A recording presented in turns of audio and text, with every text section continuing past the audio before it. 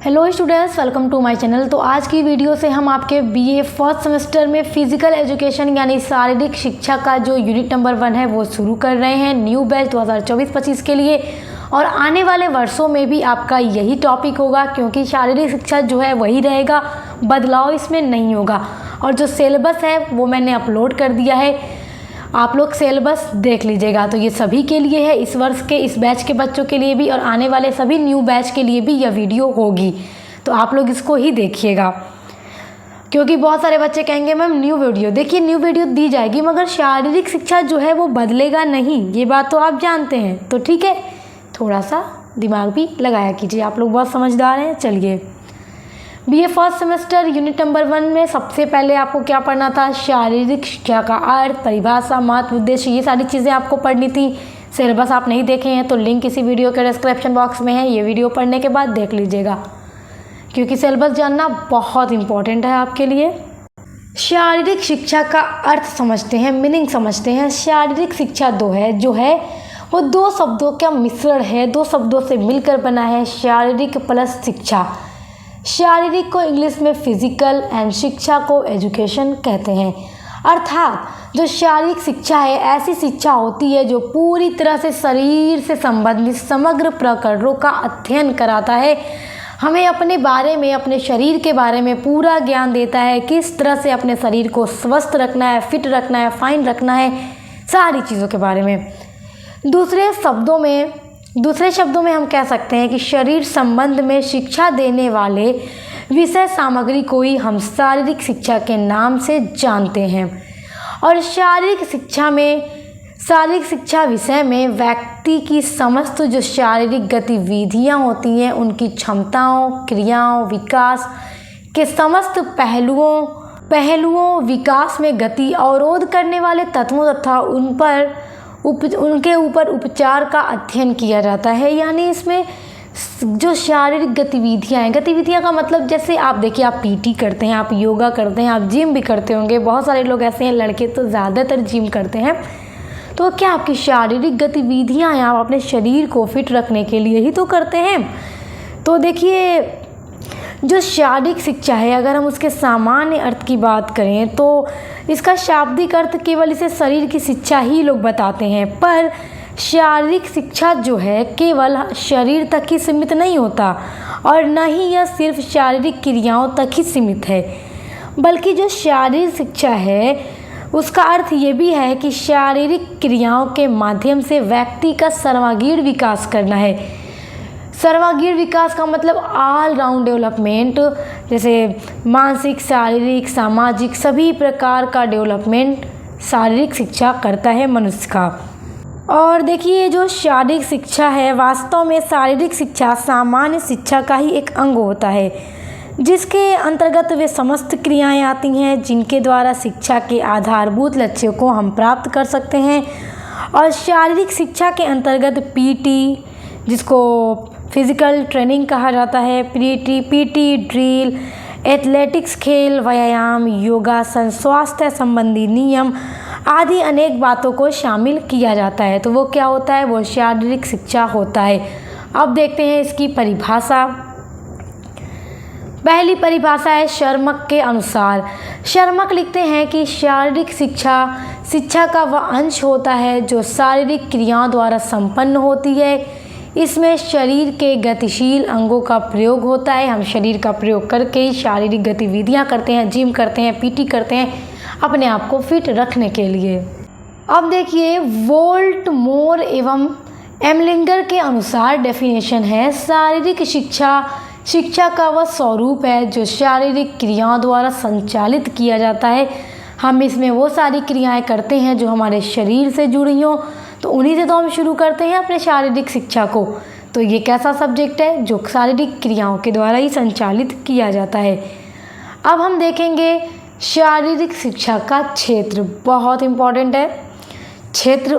देखिए, question exam में हर जगह से आएगा, तो हम इसके क्षेत्र की बात करते हैं, इसका स्कोप देखते हैं। पहला इसमें आपका देखिए पॉइंट है शारीरिक गतिविधियों वाला शारीरिक शिक्षा का क्षेत्र। देखिए इसके अंतर्गत अनेक प्रकार की शारीरिक गतिविधियों को शामिल किया जाता है जो इस प्रकार निम्नलिखित हैं, जिसमें पहला है खेल। देखिए स्टूडेंट्स, एग्जाम में क्वेश्चन आपसे पूछा जाएगा, शारीरिक शिक्षा का अर्थ स्पष्ट करते हुए उसके क्षेत्र व उद्देश्यों की विवेचना कीजिए। तो जिस तरह से मैं नोट्स आपको देती हूँ आप पूरा उसी तरह लिखा कीजिए, इसी तरह से आप एग्ज़ाम में लिखेंगे तो आपको पूरा नंबर मिलेगा। मैं पूरा लॉन्ग नोट तो आपके लिए ही बनाती हूँ ताकि आप लोग इसको नोट कर लें, स्क्रीनशॉट कर लें और एग्ज़ाम में लिखकर अच्छे से अच्छा नंबर ला सकें। बिल्कुल फ्री में प्रोवाइड करती हूँ सारी चीज़ें, ये सब कुछ आपको। वरना अगर मैं भी चाहूँ तो बस एक हेडिंग डाल के फिर आपको इसके अंदर का समझा दूँ, बट मैं नोट करती हूँ, अंदर का भी टाइम देती हूँ। सिर्फ किस लिए? आपके लिए, ताकि आप अच्छे से आसानी से घर बैठे अपने हर सब्जेक्ट को पढ़ सकें। तो आपकी सिर्फ फिज़िकल एजुकेशन की ही नहीं बल्कि जितने भी सब्जेक्ट हैं बीए में, हर सब्जेक्ट की मैं ऐसे ही कराती हूँ क्लास। तो आप जो पढ़ते हैं उसके लिए चैनल पर विज़िट कीजिएगा, बाकी अपने फ्रेंड्स को भी शेयर कीजिएगा जो सब्जेक्ट वो पढ़ते हों, तो आप ताकि हर किसी तक हम पहुँच सकें और हर कोई पढ़ सके। तो देखिए इसमें सबसे पहला पॉइंट खेल है।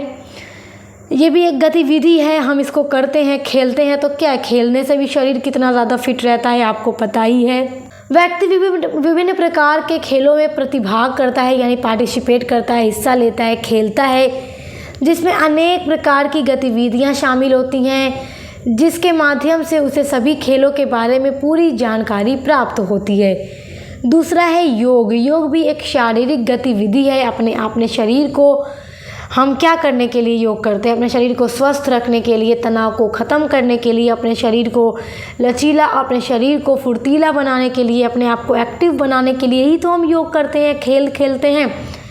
तो देखिए योग के अंतर्गत हम कई प्रकार के आसन, प्राणायाम और शुद्धि क्रियाओं को करते हैं, जिसके कारण हम अनेक गतिविधियों में प्रतिभाग करते हैं, जिनसे हमारे शरीर का संपूर्ण विकास होता है। हम तनाव मुक्त होते हैं, हमें जो टेंशन हो ख़त्म हो जाती है, डिप्रेशन समाप्त हो जाता है और हमारा जो मांसपेशियां हैं वो सही होती हैं, खून की जो दौड़ान होती है हमारे शरीर के अंदर वो अच्छी होती है। तो हर प्रकार से हम सही होते हैं, हमारा शरीर ऊपर से और अंदर से हर तरह से फिट रहता है। देखिए तीसरा इसमें पॉइंट है उपचारात्मक व्यायाम। तो आप पॉइंट डाल लीजिएगा, मैं नोट्स जब बना रही थी तो भूल गई हूँ 1 2 3 4 डालना। ये आपका तीसरा पॉइंट है उपचारात्मक व्यायाम। देखिए जब भी किसी खेल में जैसे खेलते समय गतिविधियों के दौरान किसी खिलाड़ी को अगर चोट लग जाती है किसी तरह, चाहे क्रिकेट में, फुटबॉल में, किसी भी तरह के खेल में, तो उस खिलाड़ी को उपचारात्मक व्यायाम जल्दी से जल्दी कराया जाता है। उपचारात्मक व्यायाम एक ऐसा व्यायाम होता है, अगर किसी खिलाड़ी को चोट लग जाए तो उसे इस तरह का व्यायाम करा के उसे तुरंत उसकी चोट को जल्दी ठीक करने का पूरा प्रयास किया जाता है, ताकि वो खिलाड़ी पुनः यानी दोबारा से जल्दी खेल में फिर से भाग ले सके और खेल को जारी रख सके। अगला पॉइंट है व्यायामशाला व जिम्नेजियम। देखिए व्यायामशाला का मतलब होता है वो स्थान जहाँ पे हम व्यायाम करते हैं। जिम में आप जाते हैं, जिम भी व्यायामशाला है, जिसको जिम्नेजियम भी कहा जाता है। तो आप व्यायामशाला कहिए या जिम्नेजियम कहिए, बात एक ही है। व्यायामशाला व जिम्नेजियम के अंतर्गत कई प्रकार की शारीरिक गतिविधियों एवं शारीरिक व्यायाम को किया जाता है। जो भी स्टूडेंट्स जिम जाते होंगे, देखिए बॉयज़ जाते होंगे, गर्ल्स नहीं जाती, बहुत कम, बॉयज़ ज़्यादा जाते हैं जिम में। अपने आप को उन्हें फिट रखने का बहुत शौक़ होता है, बॉडी बनाने का शौक़ होता है, लड़कों को ना इसमें बहुत ज़्यादा इंटरेस्ट होता है। तो बताएंगे, उन्हें तो पता ही होगा कि वो कितने प्रकार के जाके वहाँ पे व्यायाम करते हैं, एक्सरसाइज करते हैं और फिर बॉडी बना लेते हैं अपनी। तो वो क्या है? वो व्यायामशाला है। दूसरा पॉइंट देखिए शारीरिक शिक्षा के क्षेत्र में। देखिए अभी तक हमने ये जो 4 पॉइंट देखे हैं, हमने पहले पॉइंट के अंदर ये 4 पॉइंट देखे हैं। अब हम शारीरिक शिक्षा के क्षेत्र का दूसरा पॉइंट देख रहे हैं, सामाजिक गतिविधियों वाला शारीरिक शिक्षा क्षेत्र। तो इसके अंदर भी निम्न प्रकार की गतिविधियां शामिल हैं, तो उनमें पहला देखते हैं। इसमें पहला है खेल आयोजन। किसी भी प्रकार के खेल आयोजन में हम विभिन्न प्रकार के लोगों से मिलते हैं। अलग अलग लोग जो भी उस खेल में आते हैं हम उनसे मिलते हैं और उनको जानते हैं और मित्रता का अभाव प्रकट हो जाता है। जिसके माध्यम से एक दूसरे में मित्रता होती है। लोग देखिए, जब भी किसी भी फील्ड में आप जाएंगे, चाहे किसी भी फील्ड में, तो आपको वहाँ अलग अलग लोग मिलेंगे, अलग अलग देश प्रदेश के लोग। अपने शहर में खेलेंगे तो अलग अलग स्थान के लोग आपको मिलेंगे, जिनसे आपकी दोस्ती होगी, जान पहचान होगी। तो कहीं ना कहीं यहाँ पे हम सामाजिक क्षेत्र को देख रहे हैं। तो सामाजिक क्षेत्र में यहाँ वहाँ के लोगों से हमारी मित्रता होती है। दूसरा पॉइंट है इसमें क्लब एवं मनोरंजन गृह। देखिए, व्यक्ति अपने खाली समय का सदुपयोग करने के लिए कई प्रकार के क्लब एवं मनोरंजन गृह को ज्वाइन करता है, ताकि वह कई प्रकार की गतिविधियों को कम समय में पूरा कर सके। ये सके है, ये कुछ भी नहीं है, सके लिखने के बाद खड़ी पाई है। देखिए, मनोरंजन गृह जहाँ पे जैसे क्लब वगैरह होता है, जहाँ पे लोग अपने फ्री टाइम में जाकर खुद को थोड़ा फ्रेश करते हैं और गतिविधियाँ जो अलग अलग तरह की हैं उसको कर सकें कम टाइम में। और आज के समय में कई प्रकार की जिम का निर्माण किया गया है, ताकि व्यक्ति कम समय में अनेक प्रकार के व्यायाम को कर सके। देखिए, अब तो हर शहर में जिम रहती है, आपके घर के आसपास भी होगी, ताकि हर कोई जिम में जाके अपने आप को फिट रख सके। और क्लब का मतलब ये है, आप लोगों ने ऐसे भी देखा होगा कि 8-10 जो भी दोस्त होते हैं, दोस्तों का जो ग्रुप होता है, तो वो एक जगह बना लेते हैं जिसको क्लब नाम दे देते हैं कि ये हमारा क्लब है, यहीं पे हम बैठेंगे। तो दोस्त लोग आपस में बैठ के वहाँ कैरम, लूडो, जो भी गेम हो खेलते हैं।